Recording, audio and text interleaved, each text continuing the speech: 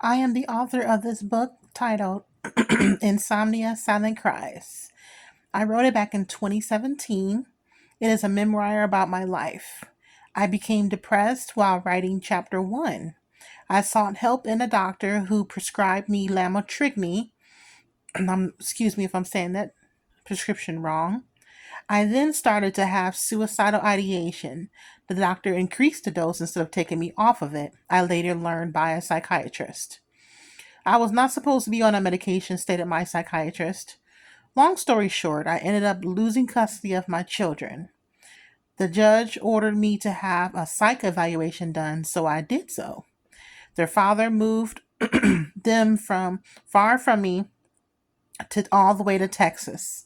I obtained an attorney prior to, and she told me that he is running since I had my evaluation submitted to the courts. I had everything that was needed to get my children back. Now, since then, he has alienated me from my children.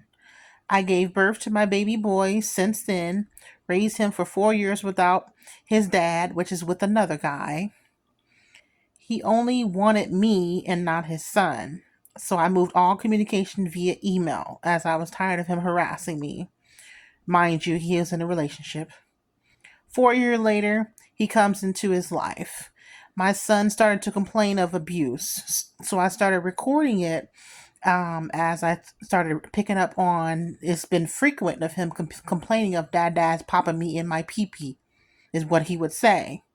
Randomly, when I'm cooking, cleaning, months and months, this is what he's telling me.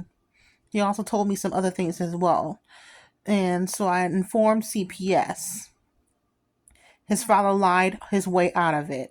He told his attorney I kept our son away from him all those years, which was a lie. She believed him, but I got receipts. I got all the emails that I had with the situation. She couldn't find anything on me, so she dug deep. She noticed my previous evaluation was not signed and dated. The judge ordered me to take a comprehensive mental health evaluation. I have no problem doing it. I will even take a lie detector test. It's so many layers to my situation with my children. It's unreal. But everyone that knows me knows I'm an amazing mom. They even tell me that I'm a better mom than they are. No lie. I will even take a lie detector test. Problem is, the comprehensive mental health evaluation is $2,000 to $3,000. I do not have that. I can't afford it. All my money is going to child support, and I'm unable to save for it. Every day, all day, I worry about my babies, especially my baby boy. I googled this numbness that I feel without my children. I learned that I am grieving. I feel I can't live without my children. I contacted the news about it, multiple channels here in Indiana, but they didn't care to hear my story. My family put a silver alert out on me before when I went to go get help. I didn't want to bother my family with my illness because I feel like they're tired of it and I feel like I'm a burden. I am not selfish as I live day by day making others happy. I smile when I'm hurting. I hug when I'm broken. I wouldn't want my babies to learn of my death. Like I am fighting so hard to stay on this earth so I can finally see them when they finally turn 18 or whatever the situation is. I have hope, but well, I had hope. Right now, I am in my darkest place in my life.